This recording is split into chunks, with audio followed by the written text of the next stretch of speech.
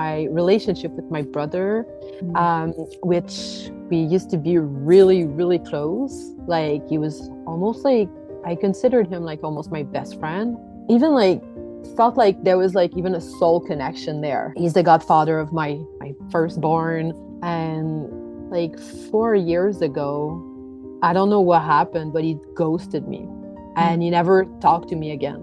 And I Mm-hmm. never understood what happened. They're showing me like some type of something like a disagreement, but I don't know if there was an actual disagreement or maybe there was like a disagreement that wasn't talked about. I'm curious because they're showing me like your brother pulling away from the family in general or just kind of distancing himself. It's been really hard for me to actually process that. And like my whole family, it's complicated, like our relationship. But my brother, I always felt like it was us against the world. Hi, I'm Sam Franklin, intuitive, healer, and psychotherapist. In this podcast, you'll hear real life sessions where I open the Akashic Records, connect with angels, offer energy healing, and guide my guests through deep soul transformation. Each session begins by opening the Akashic Records, or the energetic library of the soul, to receive clarity and guidance.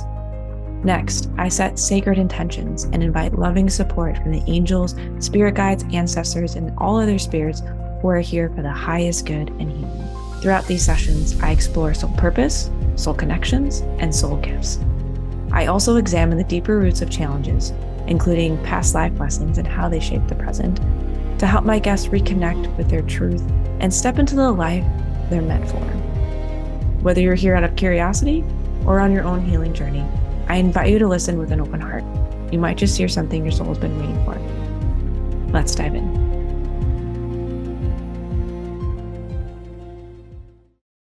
All right. Hi. So welcome. Thanks for coming on the podcast and being willing to push stuff out there, be vulnerable. Thank you. So yeah. And so I'll start with just taking a moment to open your records and calling in angels and guides and things like that. And then we'll jump into things. So while I do this, feel free to just get comfortable. You can close your eyes if you want, take some deep breaths. It helps to just kind of ground yourself. Mm-hmm. All right, so let's take a moment and I will open your records in my mind, which just look like a book opening in my mind. And then we'll call in angels, spirit guides, loved ones, any spirits that want to come in for Marigol's highest good, healing, anything that would be helpful for us to know today, and deliver the messages with love and compassion. Thank you. It is done. It is done. It is done. Okay. So let's jump in. Where did you want to start? What question do you have or topic you want to start with?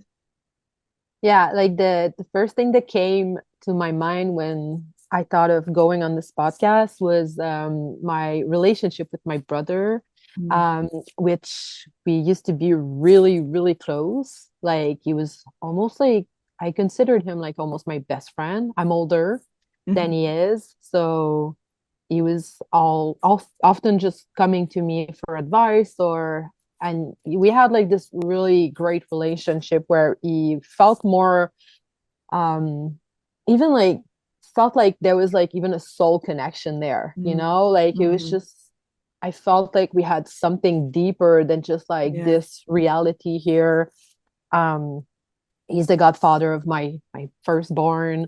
Yeah. um we used to be really, really close. And like 4 years ago, I don't know what happened, but he ghosted me Mm. and he never talked to me again. And Mhm. I never understood what happened, but Yeah. mostly, like, I don't know if we can go and search for what happened in the records, but mostly like how to grieve this person that used to be Yeah. so close to me, but Mhm. now I cannot have access to him. You won't answer my text, or I try calling him, like he just doesn't want to respond to anything. Mm. And we're not like, we don't live close, Mhm. so that's another obstacle to Yeah. even being in contact. But yeah, it's been really hard for me to actually process that. And like my whole family, it's complicated, like our relationship, but my brother, I always felt like it was us against the world. Mm. And so by not having him in my life, it's I kind of miss him, but like an old version probably of him because I don't know who he is right now. But Yeah. yeah. Hmm. I mean, right away, I mean, I'll tune in a little bit more, but like right away, I can feel like the level of grief feels really Hmm. strong. Like I can feel it kind of coming up into my eyes, like wanting to cry. So that I can feel that. Is it a pretty deep grief, like and Yeah. sadness? Yeah, yeah. Yeah. And kind of like you alluded to, we might not be able to get much information about him, but I can check in and see like any information that the angels and guides want to give around kind of what happened or guidance for like how to move forward or to Hmm. manage that. So let me just take a moment here. So they're starting me out, the angels and guides. Anytime I say they, I'm kind of like just referring to them in general. But I'm seeing, kids playing like really close, kind of like you're naming. So that's kind of where they're starting me out as, you know, um, arms around each other, kind of like buddies, kind of like you're naming. And then I think they're Hmm. just going to kind of take me up to a timeline. And then oof, I hear like car brakes, like screeching and then like yeah like a hitting a wall, so I imagine that's what they're talking about with that kind of just like cut off. Let me just kind of tune into that moment in time and see if there's a lead up of something or like what's going on.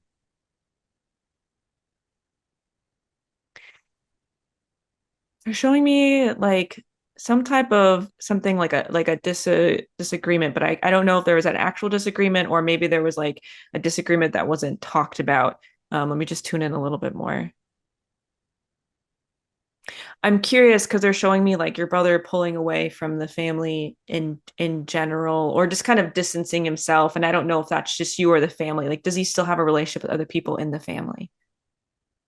Yeah, he does. But there was a moment in his awakening where he Mhm. found some tools that he really liked, but Mhm. that made him um different. You Mhm. know, like sometimes when we come into like awakening, there's like, I don't know, a sense of being superior Mhm. to others.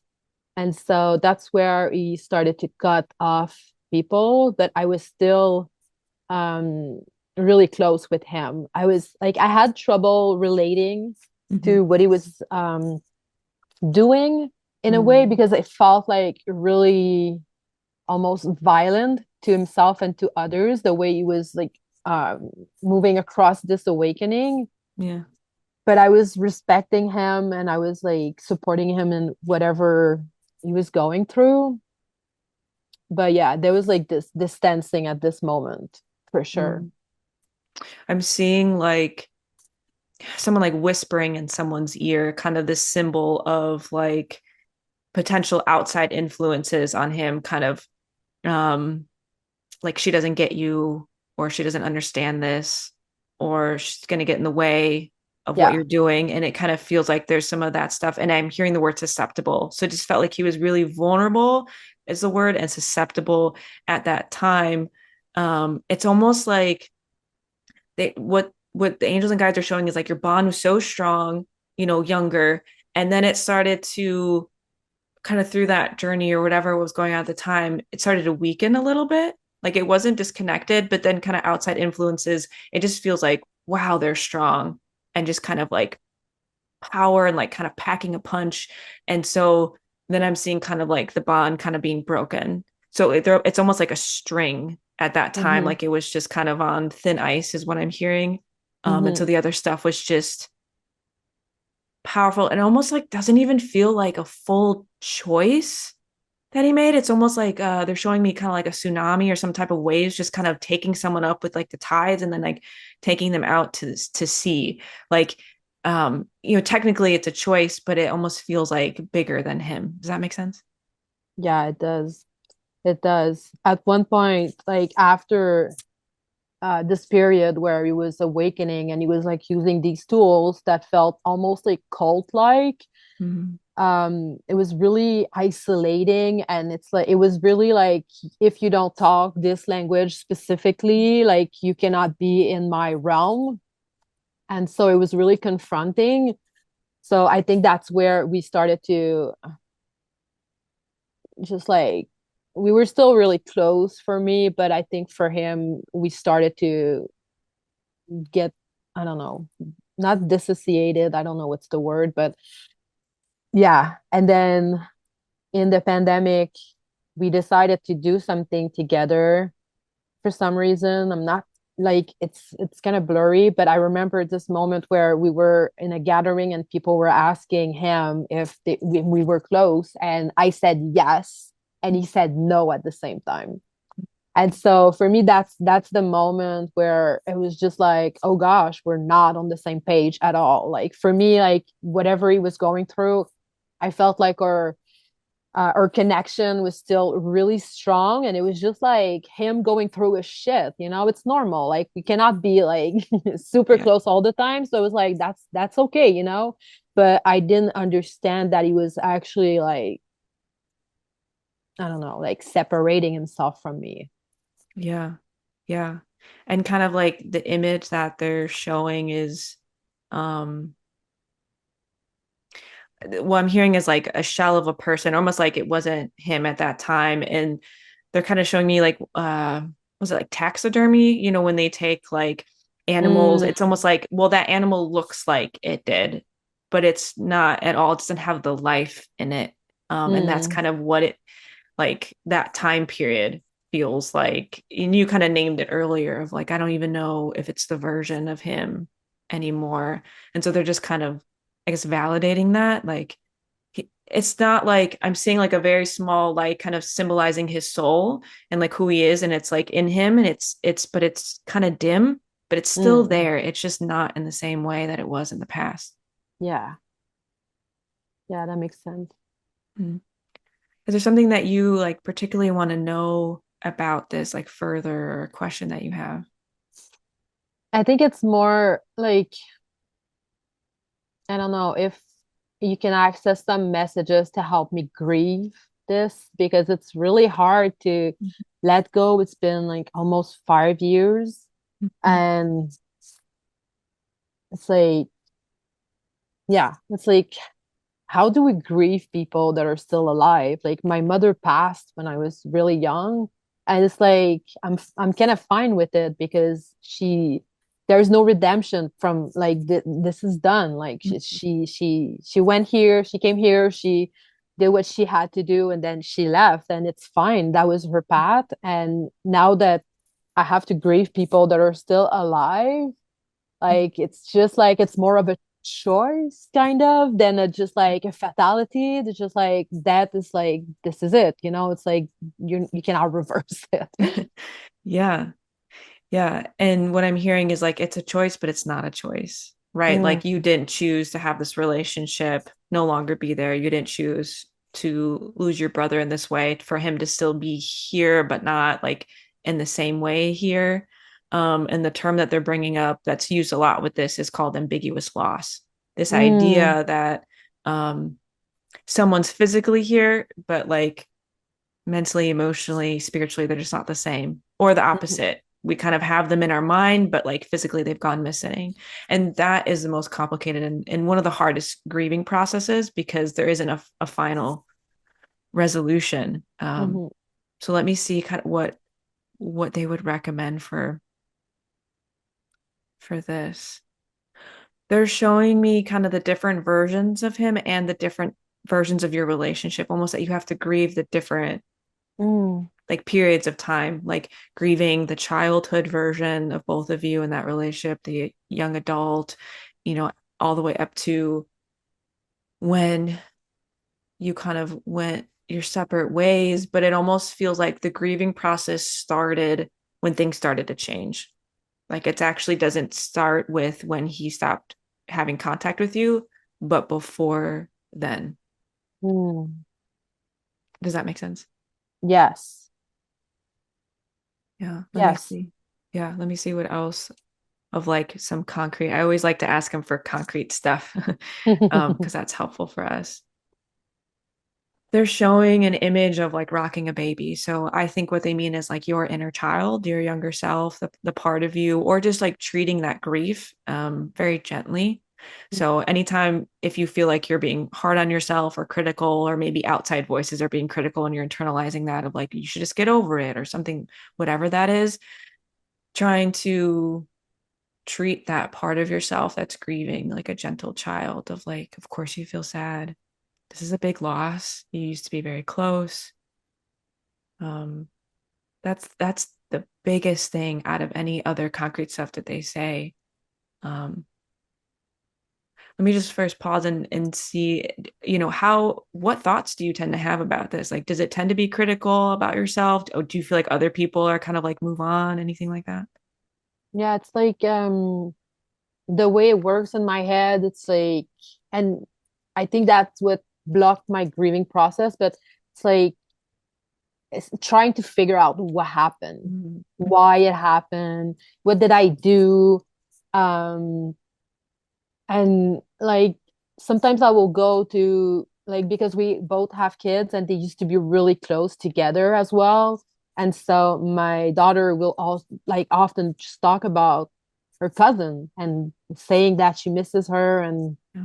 I feel so just freaking powerless, because like there's nothing I can do. They're still so young. I cannot just call her, like she doesn't have a phone and they're not like she's not online or anything. And so it's like that feeling of power, like being powerless. And that comes up like that feeling of powerlessness. And also, yeah, just wondering over and over and over again, what did I do? What happened for him? Why did he choose that? Those, like I cannot answer those questions, but that's what spins in my head. Yeah. So a couple of messages kind of came through as you were talking, which is to really let go of the blame of yourself. Mm. So much of this is out of your hands and has been. And when it feels that way, almost like when I'm hearing like surrender to it. And I'm kind of seeing like being held by Mother Earth or, whatever kind of higher power spirits, just almost like really letting that kind of energy embrace you and hold you again, like swaddling is what I'm hearing, swaddling like a baby, because there is so much that's outside of your control. Mm-hmm. And that is really hard to feel powerless in that way, um, and helpless and not know what fully happened. The other thing that came up, um, it kind of came up when you were talking about your mom, Mm. that I just, the image, the kind of the sense that I got was something like an untethering. Like there was like a cord had been cut, almost like a free floating away of your brother. And I don't know if you too, but like there seems to be something that was impactful about that.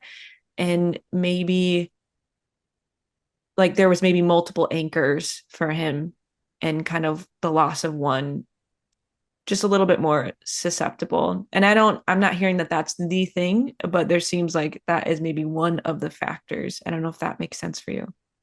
It does. It actually does so much. When my mother passed, like we never had like a really good relationship. Like I never had a really good relationship with either of my parents. But when my mother and I, we used to butt heads together. Like it was really difficult. And when she passed, my I was like going through a lot of anger. And my father told me, "This is my house. This is my rule. You can comply or here's the door." And so I decided to take the door, and I was 17. Mm-hmm. And um my brother took that as like a double abandonment. And he told me later, and I didn't like, I was in such survival, like extreme survival at that moment in my life. And I never even thought of like my siblings when I left. It was just like, for me, I needed to be out of this house and out of the conflict and all of the Yeah. Yeah. And so I left. So yeah, so there was definitely this double um grief for him. And that Yeah. So was, I think that was a starting point for him, like to be, we still had a really good relationship, but I think he was holding on to something that he never spoke about. yeah, the images that are coming up is one of like if him and is representative of a glass, then like that was like a huge crack, right? That kind Mm-hmm. of just made it a little bit more fragile to be Yeah. broken. Um, and a feeling of more being alone and kind of a Yeah. going inward. So, and it just feels like what they're showing me is such a gradual process. Like that was such a moment in time that has such an impact, but the effects of that, kind of the ripple effects, took so much time to kind of really come into being. Yeah. Yeah, that makes so much sense. Mm-hmm. Yeah. There also feels like another message I got was, if I don't know if this is true, if there's a sense of like I'm having a hard time grieving because I don't want to let go on to hope. Like if I grieve this, then it feels like I'm saying goodbye forever and there's no hope of us reuniting. Is that true? Yeah. Mm-hmm. Yeah. Yeah. Yeah, definitely. And yeah, I get emotional just hearing that because it's like it's it's scary to think that it will never ever be anything anymore, you know? Yeah. Yeah. That makes sense. And what I'm saying is like they're showing that there's so many parts of grief that I think we often think of it as like all or nothing, Mm-hmm. but we can grieve like a version of someone, a memory, a time, a point in time, or years of our lives. But we don't have to grieve the full person. We can still hold on to parts of that. And so I'm almost seeing like a list being drawn. And not that you have to literally do that. This could also be metaphorical, but this idea of like, what are the things that I still want to hold on to? Like, are there memories that I want to remember? Pictures? Are there stories that I want to keep sharing? Is there parts of hope that I want? But also, what are things that are just, they're no longer there? Mm-hmm. Maybe parts of the relationship, parts of your brother, things that you really feel like don't exist anymore because Mm-hmm. it's not all or nothing. I love that. And There that, oh, go ahead.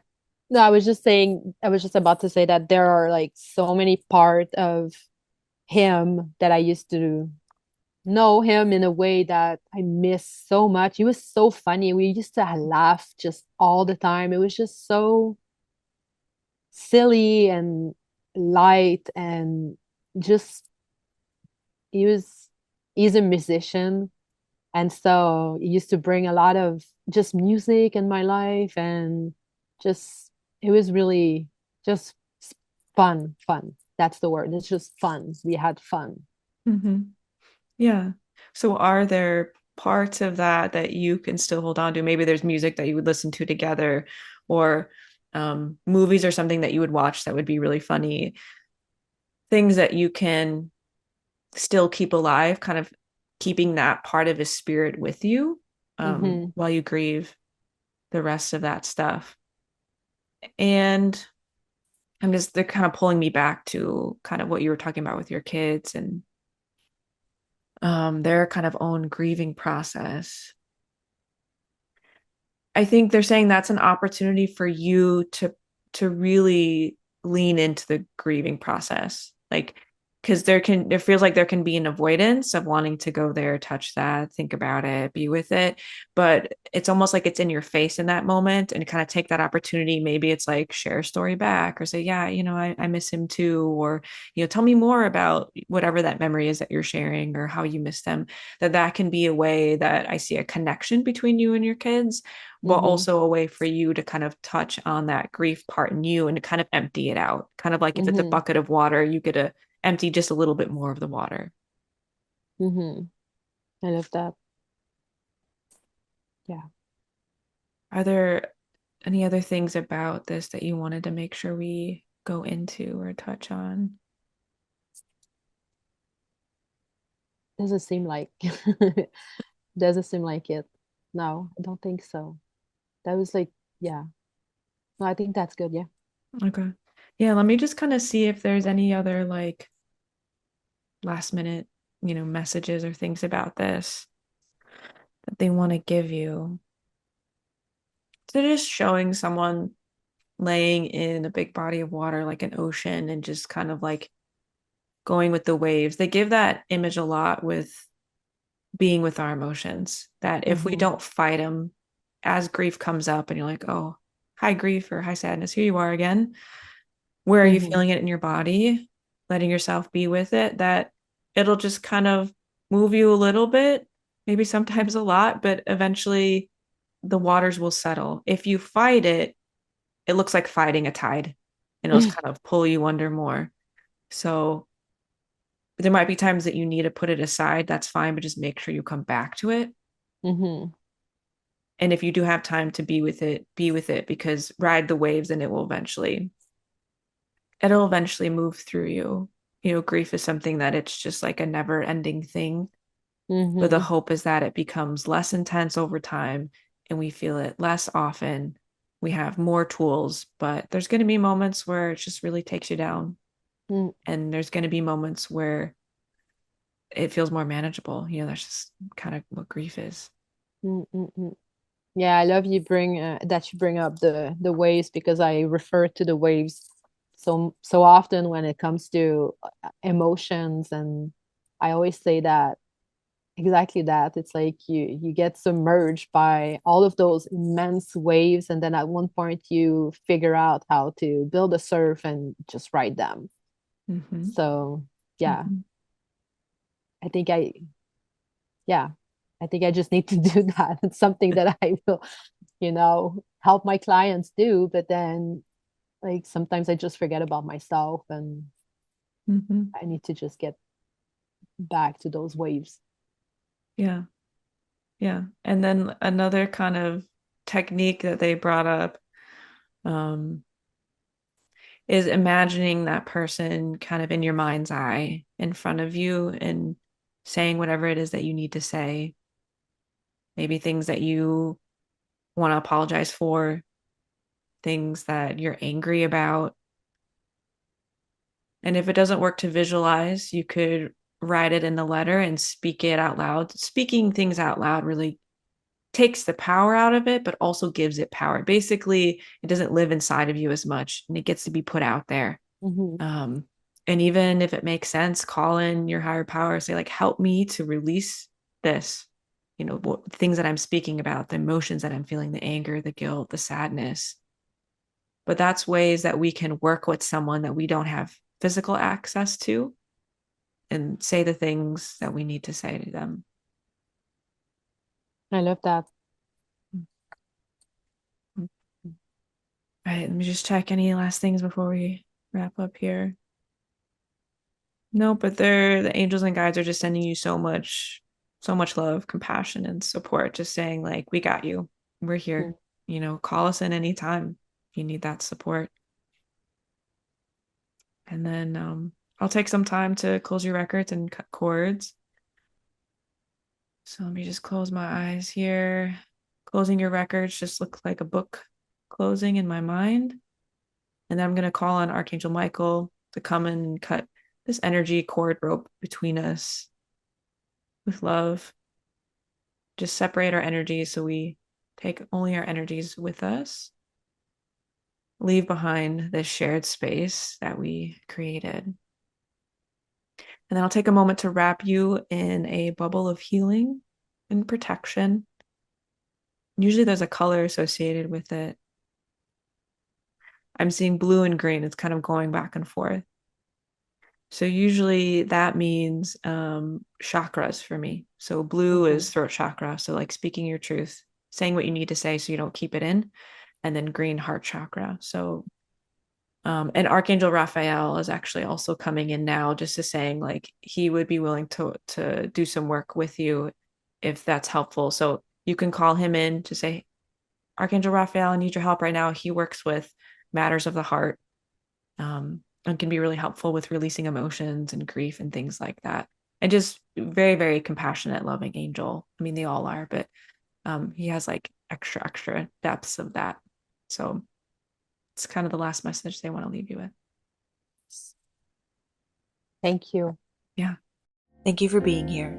If this conversation spoke to your soul, go ahead and like it, share it with someone you love, and subscribe to stay connected to more soul-led journeys.